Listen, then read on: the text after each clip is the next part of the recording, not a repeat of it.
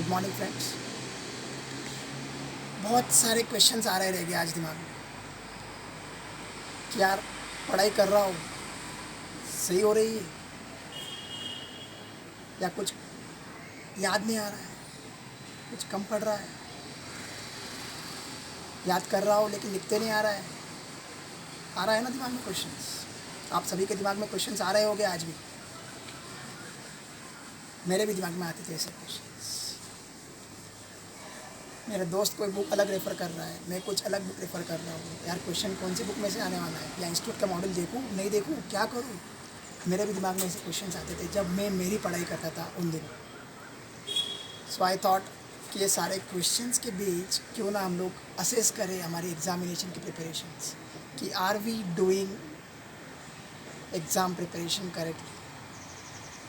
तो सबसे पहले बात आपको ध्यान रखनी है आपके एग्ज़ाम प्रिपरेशन वक्त कि आप जो भी मटेरियल रेफ़र कर रहे हैं वही मटेरियल आपको स्टार्ट टू एंड रेफ़र करना है। इस दौरान आपको लगता है कि नहीं, कुछ इम्पॉर्टेंट एग्जांपल्स वो बुक में अच्छे हैं तो आप स्टिकी नोट्स यूज़ करो और आपके बुक में अपडेट करो या फिर रेफरेंसिंग दो, लेकिन आपको मटेरियल जो है वो वन मटेरियल ही यूज़ करना है, सेम मटेरियल यूज़ करना है overall during your studies. Update करते रहना है, कंप्लीट करते रहना है। कुछ बंक हुए किए रहेंगे आप लोगों ने क्लासेस, तो उस मटेरियल को आप अपडेट करो, लेकिन उसी मटेरियल को रेफ़र करो। कंफ्यूज मत हो कि यार ये रेफ़र करूँ, वो रेफ़र करूँ, ये दोस्त ये रेफ़र कर रहा है, ये सही है, वो सही है, ये गलत है, वो गलत है, ये सब कुछ कन्फ्यूजन निकाल दो। रेफ़र वन बुक, उसी बुक को आपको स्टार्ट टू एंड रेफ़र करना है, अपडेट करते रहना है, कंप्लीट करते रहना है। सेकंड इंपॉर्टेंट थिंग आपको ध्यान रखना है कि आपको कंप्लीट सिलेबस कवर करना है। ऐसा नहीं कि यार ये चैप्टर बहुत लेंथी है या डिफ़िकल्ट है इसको बाद में किए, सिंपल है वो आगे करो, लेकिन बाद में आके उस डिफ़िकल्ट क्वेश्चन को आपको करना है। There is no option in living. आपको पढ़ाई करनी है तो पूरी करनी है, कि आपको पता नहीं है कि कौन सा क्वेश्चन आ जाए और कौन सा क्वेश्चन किधर से आ जाए। सिंपल में से आ सकता है, डिफ़िकल्ट में से भी आ सकता है। तीसरी इंपॉर्टेंट चीज़ आपको ध्यान रखनी है आपकी पढ़ाई करते वक्त, कि आपको थ्योरी और प्रैक्टिकल दोनों को इक्वल वेटेज देना है। दिस विल हेल्प यू कि कुछ एग्जाम्पल प्रैक्टिकल आप सॉल्व नहीं कर पा रहे हो एग्ज़ाम में, तो थ्योरी आप सिंपली सॉल्व कर सकते हो, आपको पूरे मार्क्स मिलेंगे। चौथी इंपॉर्टेंट बात आपको याद रखनी है during your exam preparation is, आप प्रैक्टिकल प्रॉब्लम सॉल्व कर रहे होगे, आपके पास मॉड्यूल में नोट्स में 50-100 एग्जाम्पल दिए हुए रहेंगे। So what I used to do when I used to prepare for my examination, मैं 20-30 मॉडल यूज़ करता हूँ। अब ये 20-30 मॉडल क्या है, बहुत लोग तो पहले ही सिलेबस देख के और मॉडल देख के ही कन्फ्यूज़ हो जाते हैं। सो ये 20-30 मॉडल में आपको क्या करना है कि आपको कोई भी 15-20 एग्जाम्पल जहाँ पे इंपॉर्टेंट एडजस्टमेंट है वो एग्जाम्पल्स आपको नोट डाउन करके लेने हैं और उन एग्जाम्पल को प्रैक्टिस करना है। बाकी के 30 एग्जाम्पल्स जो भी रहेंगे उसको आप क्या कीजिए, इम्पॉर्टेंट एडजस्टमेंट आपको सिर्फ देख के लेना है उसके बस, या प्रैक्टिस करना हो, नहीं पूरा एग्जाम्पल आपको सॉल्व नहीं करना है। You have to do smart study for your exam preparations. आप अगर 50 एग्जाम्पल सॉल्व करते रहोगे तो आप आपका सिलेबस कवर नहीं कर पाओगे। सिलेबस कवर नहीं कर पाओगे तो आपके दिमाग में टेंशन आएगा, आपके दिमाग में टेंशन आएगा तो आपकी पढ़ाई नहीं होगी। आप सोचते रहोगे कि यार कितना और बाकी है मेरा पढ़ाई करना। पांचवी इंपॉर्टेंट चीज़ आपको ध्यान रखनी है कि